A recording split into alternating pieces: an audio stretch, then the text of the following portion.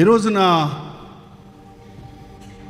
Michael Paul birthday సందర్భంగా ఆయన మనసు విప్పి తన హృదయంలో ఎన్నో సంవత్సరాలుగా ఎవరికీ చెప్పని సంగతులు, నాకు కూడా తెలియని సంగతులు, మీ విజయవాడ పుణ్యమా అంటూ తెలిసిందే. నా భార్య ఎంత మంచిదంటే అన్ని కడుపులో పెట్టుకుంటుంది, నాకు చెప్పదు. మైకేల్ పాల్ యొక్క అన్న తమ్ముడు ఎంత మంచివాళ్ళు అంటే డాడీని బాధ పెట్టకూడదు, డాడీ తట్టుకోలేడు, ఇలాంటి విషయాలు ఆయన దాకా వెళ్ళక్కర్లా అని వాళ్ళే గద్దించుకొని సర్దుకొని అడ్జస్ట్ చేసుకొని ఒకరితో ఒకరు. నాకు తెలియకుండా నేను ఊర్లో ఎప్పుడు తిరుగుతుండేవాడు, అదొకటి మెయిన్గా. బట్ దేవుని కృపలో నాకెవరు చెప్పక్కర్లేదండి, నాకు తెలుసు.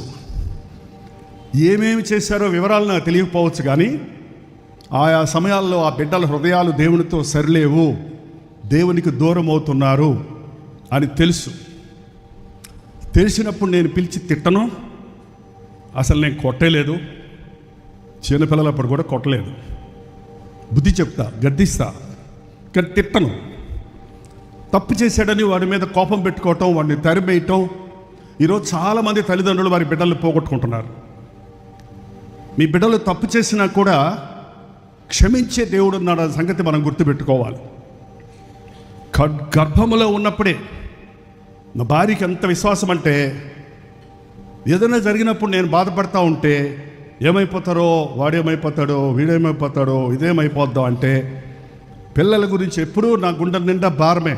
నేను ఒక్క మాట ఇవాళ పూర్తిగా హృదయపూర్వకంగా దేవుని స్తుతి చెల్లించేది ఏంటంటే, 53 సంవత్సరాల సేవ చేసిన దానికంటే నా 3 కుమారుల్ని సేవలో నిలబెట్టగలిగింది నా గొప్ప విజయం.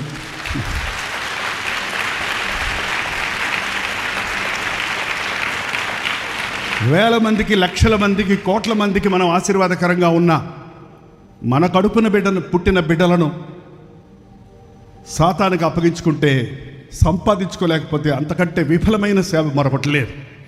అది నేను అనేక మంది దైవజనుల యొక్క కుటుంబాలను, పిల్లలను చూసి నేను నేర్చుకున్నాను. పెళ్లి కాకముందు నుంచి ఒక దైవజనుడి దగ్గర ఉన్నప్పుడు ఆ దైవజనుల పిల్లల విషయం చూసి, వాళ్ళకి ఇతర దేశాల చదువులు కాదు, వాళ్ళకి ఆడంబరాలు కాదు, వాళ్ళకి అట్టహాసం కాదు, వారు విరగాలి, నలగాలి, చిన్న వయసులోనే వారి విశ్వాసంలో ఎదగాలి అని వారిని కఠినంగానే పెంచారు. కొరత లేదు, కానీ వాళ్ళ సరదాలని నేను తీర్చలేదు. కానీ వారు యుక్త వయసుకు వచ్చినప్పుడు వారికి సామర్థ్యత ఉంది. 3 బిడ్డలు కూడా ఆజానుబాహులు, అందమైన వారు, రకరకాల తలాంతులు కలిగిన వాళ్ళు. అసలు లోకంలోకి వెళ్తే ఈ పాటికి ఎక్కడో ఉండేవారు వాళ్ళు. ఎక్కడో అంటే ఆ నరకానికి దగ్గరలో, వాళ్ళు ఎక్కడో అంటే గొప్పలు అయిపోతారు అనుకుంటారేమో. మనుషుల దృష్టిలో ఒకవేళ ధనవంతులుగా, సెలబ్రిటీస్గా ఉండొచ్చేమో, కానీ ఇవాళ దేవుని దృష్టిలో గొప్పవారుగా ఉన్నారండి. నిజంగా వారి 3 పెంపకం, కొన్ని విషయాలు వాళ్ళు సాక్ష్యం చెప్తున్నప్పుడు వాళ్ళకి వాళ్ళే బాడీ గార్డ్స్, వాళ్ళకి వాళ్ళే స్నేహితులు, వాళ్ళకి వాళ్ళే ఒక్కోసారి నా ముందు ఎప్పుడు గట్టిగా మాట్లాడుకోరు. 3 ఒకరితో ఒకరు ఆర్గ్యుమెంట్ పెట్టుకుంటారే, నా ఎదురుకుండా చేయకుండా నేను తట్టుకోలేను, నా గుండె తట్టుకోలేదు అంటే నా ఎదురుకున్నప్పుడు చక్కగా ఉంటారు. కావాలంటే అవతలకి వెళ్ళి చెప్పుకుంటారు, తిట్టుకుంటారు, అవసరమైతే కొట్టుకుంటారు, సరిదిద్దుకుంటారు. అన్నదమ్ములకి ఆ బంధం ఉండాలని. వాళ్ళు ఎదిగొచ్చినా, పెళ్ళిళ్ళైనా, పిల్లల తండ్రులైనా ఆ రీతిగా ఈరోజు జీవిస్తున్నారు. అందుని బట్టి నేను దేవునికి నా హృదయపూర్వకంగా స్తుతులు చెల్లిస్తున్నాను. కుటుంబం కంప్లీట్ అవ్వాలంటే పురుషుడికి భార్య ఉండాలి, బిడ్డలు ఉండాలి. ఇవాళ నా 3 బిడ్డలు, బిడ్డలకు వచ్చిన మరొక 3 బిడ్డలు, ఆడబిడ్డలు, మా కూతుర్లు లేరనే లోటు తీర్చిన, మా ఇంటికి వచ్చిన కోడళ్ళను పడే కూతుర్లు, వాళ్ళు కూడా చిన్నప్పటి నుంచి వాళ్ళ అమ్మగారులు తేజ టీవీ దగ్గర కూర్చోబెట్టి, 20 సంవత్సరాల నుంచి టీవీ ప్రోగ్రామ్స్ వస్తున్నాయి కదా, చిన్నప్పటి నుంచి వాళ్ళు వాక్యం వింటూ అదే పద్ధతిలో, అదే స్పిరిట్, అదే ఆత్మ కలిగి ఉన్నారు. కాబట్టి ఇవాళ దేవుని ఆత్మ మా అందరి హృదయాలను ఐక్యపరుస్తుంది. డిఫరెంట్ థీరీలు లేవు, డిఫరెన్సెస్ లేవు. వ్యత్యాసమైన మినిస్ట్రీస్ ఉన్నాయి, వ్యత్యాసమైన తలాంతులు ఉన్నాయి, కానీ ఆ ప్రేమ బంధం మాతో కలిసిపోయిన మా కుమార్తెలు నిజంగా వారు ఎంత సహాయకరంగా నా కొడుకులకు ఉన్నారో చూస్తే నేను నా కొడుకుల కంటే ఎక్కువగా నా కోడలను బట్టి దేవుణ్ణి స్తుతిస్తా, నేను గర్విస్తా.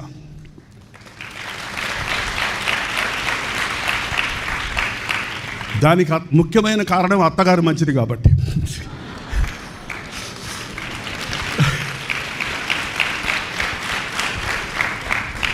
అత్తగారు కనుక పక్షపాతం చూపిస్తే, జగడాలు తీసుకొస్తే కుటుంబాల్లో కలహాలు తప్పవు.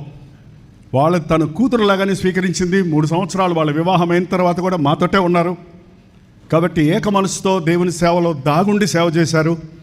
తగిన సమయంలో ఇప్పుడు బయటకు వచ్చి పోరాడుతున్నారు. ఇప్పుడేమి మీకు చూడటానికి గొప్ప సేవగా కనపడుతుందేమో కానీ, అంటే ఆర్భాటాలు కనపడుతున్నాయేమో కానీ, వారి సమస్యలు ఇప్పటికీ నాకు తెలుసు.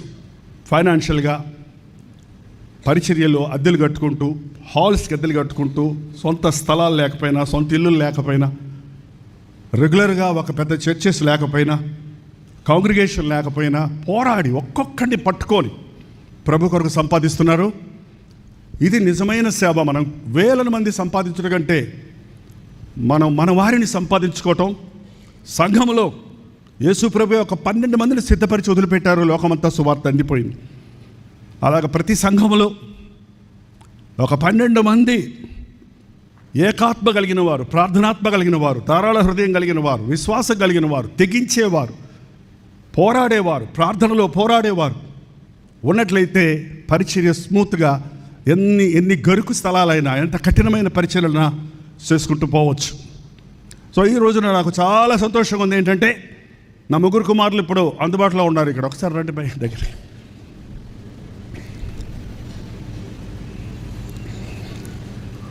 ఒక్కోసారి అనుకుంటాను నా పెద్ద కుమారుడు సిఐడి ఆఫీసర్ అయి ఉంటే భలే ఉండేదని. ఎలా పసిగడతాడో తెలియదు కానీ ఒక ప్రత్యేకమైన గిఫ్ట్.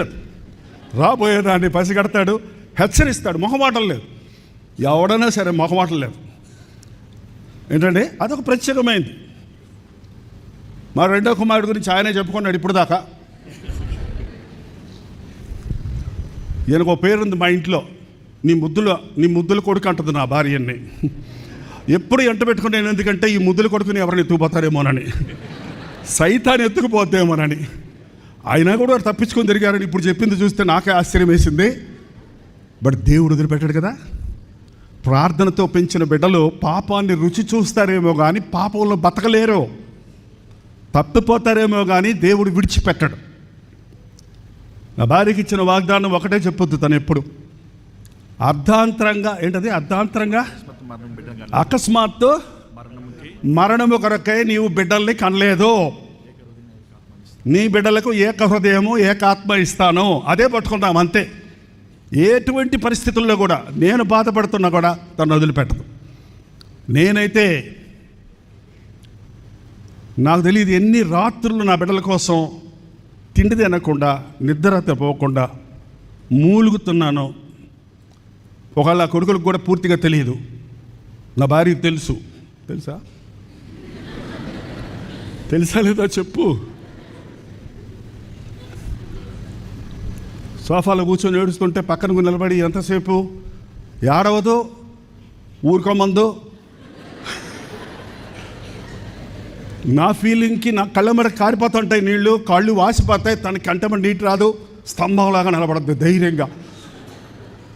ఊరుకోండి అంటది మధ్యలో మాత్రం. ఎప్పుడన్నా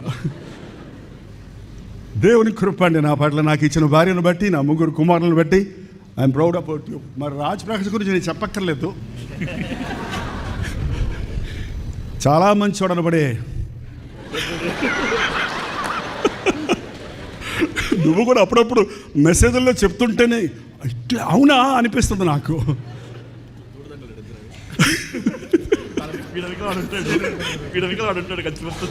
బట్ ఏదేమైతేనే 3 దేవుని ప్రేమతో పట్టబడ్డారు, దేవుని సేవలో సాగుతున్నారు.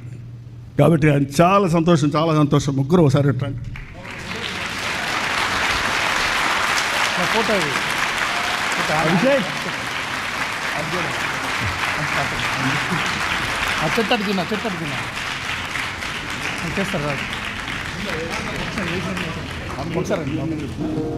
ఒకసారి ఫోటో తీసినండి.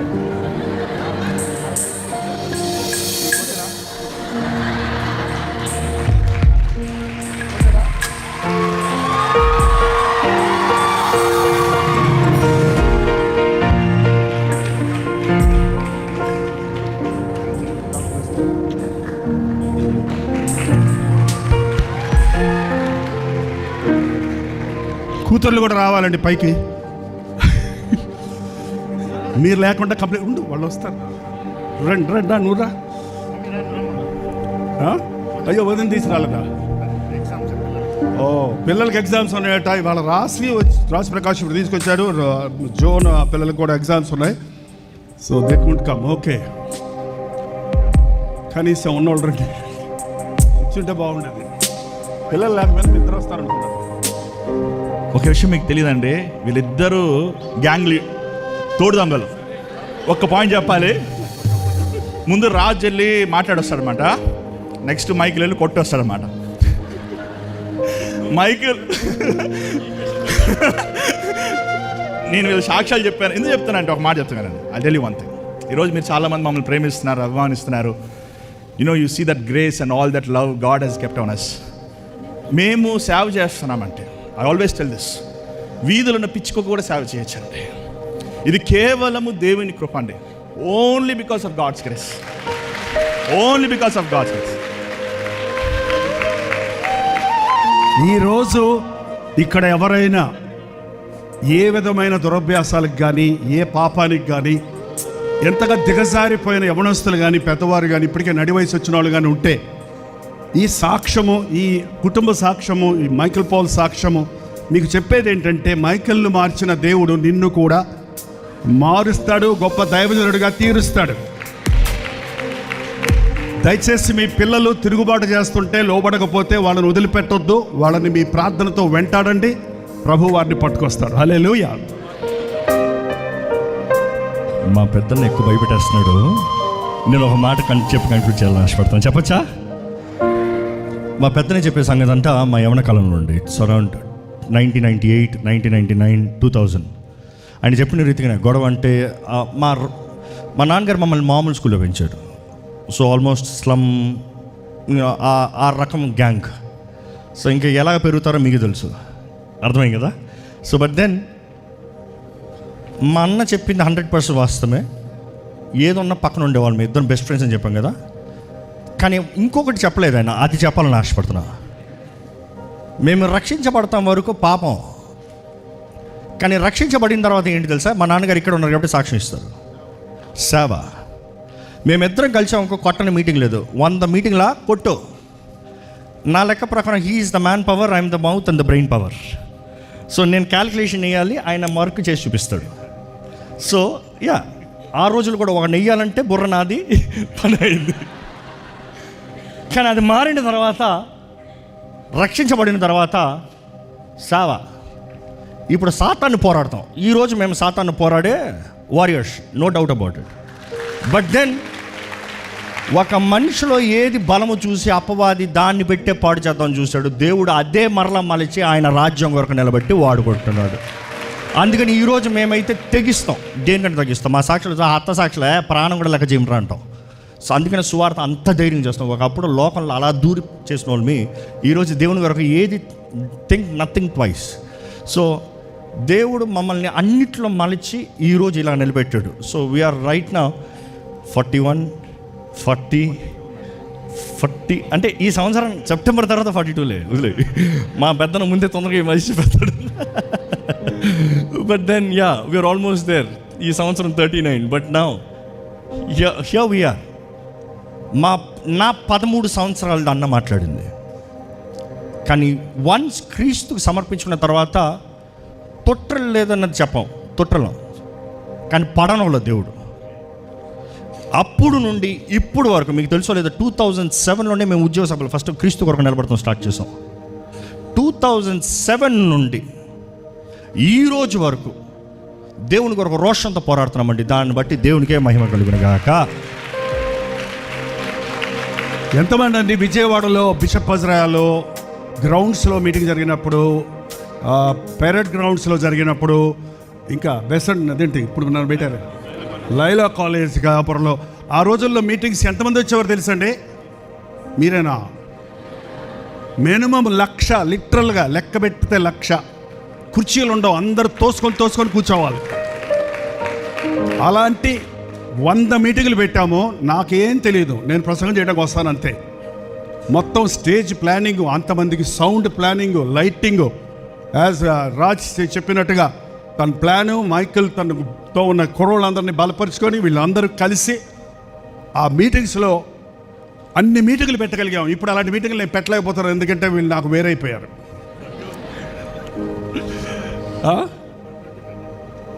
అదే సాలిడ్గా అప్పటికి 2016కి 100, ఆ తర్వాత మళ్ళీ పెట్టాం అనుకోండి. కాబట్టి ఆ రోజుల్లో మీటింగ్లో జనాలు ఇప్పుడు రావట్లేదండి. అప్పుడు వీడియోలు ఉండేవి, సెల్ ఫోన్లో, సోషల్ మీడియా ఉండేది కాదు, టీవీ ప్రసంగం నేను ఒక్కడే వచ్చేవాడిని తీసే టీవీలో ఆ రోజుల్లో. ఆ టీవీ ప్రోగ్రామ్స్ విన్నవాళ్ళు చుట్టుపక్కల ఊర్ల నుంచి వచ్చేవారు. విజయవాడ అంటే విజయవాడ వాళ్ళు కాదు, 300-400 ఊర్ల నుంచి వచ్చేవారు. సో అవన్నీ చేయగలిగానంటే, అంత సేవ చేయగలిగానంటే నా కుమారులు నా పక్కన ఉన్న మూలానే. నేను వీడియో ఎడిటింగ్ అవన్నీ పిల్లల దగ్గర నేర్చుకొని నేను మొదలుపెట్టాను. టెలివిజన్ ప్రోగ్రామ్ వెళ్ళిందంటే ఇన్ని ప్రోగ్రామ్స్ ఇప్పటికీ 6 భాషల్లో వెళ్తున్నాయి. వీటన్నిటికీ దేవుడు పిల్లల్ని వాడుకున్నాడు, వారికి ఇచ్చిన టాలెంట్స్ వాడుకున్నారు. ఇది వాళ్ళు చెప్పిన బోర్డు టీనేజ్, వాళ్ళు బిఫోర్ లోతుగా సేవలో ఇన్వాల్వ్ అవ్వకముందు చెప్పిన సాక్ష్యాలు. ఆ తర్వాత ఇటువంటిదేం లేదు. ఆ తర్వాత ఎలాగో లోకంలో ఏకమనసుతో వారికి ఉన్న తలాంతుల్లో ఏదేదో చేయాలనుకున్నారో వాటికంతే ఎక్కువ తెగించి ఇవాళ దేవుని కోసం ప్రయాసపడుతున్నారు. అది నాకెంతో సంతోషంగా ఉంది. మీకు సంతోషం లేదా? నేను చెప్పడం మనకు అర్ధరాత్రి అయిపోయింది, హాల్ వేరే ఖాళీ చేయాలి. సో మనం ముఖ్యమైన ఏది, నేను ఎప్పుడు ఏం పట్టుకొస్తాను సరే కదా. బాబు గారు దైవజనులకి సన్మానం చేస్తున్నారు, చేతులు కూడా చెప్పండి కొడతాం హృదయపూర్వకంగా. వారు ఈరోజు ఇక్కడ ఉన్నారు కాబట్టి మేమందరం దేవుని సన్నిధిలో ఉన్నాము.